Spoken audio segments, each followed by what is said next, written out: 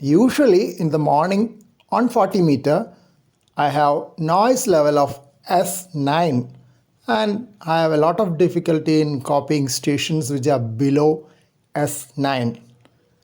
Fortunately, most of them have linears and come up with 59 plus 10 dB or 59 plus 20 dB. Today morning, I was very happy to see that the basic noise level is only S3 on 40 meter, around about 7:25 am.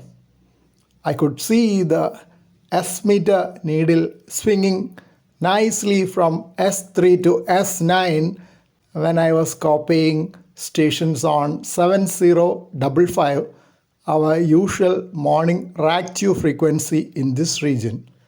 It was a wonderful experience to have noise level at S3, but towards the end of the QSOs by about 7:45 am, noise level started picking up to S5, and then I signed off as well because I know if I wait a bit more, the noise level will shoot up back to S9 and I'll find it very difficult to copy the stations.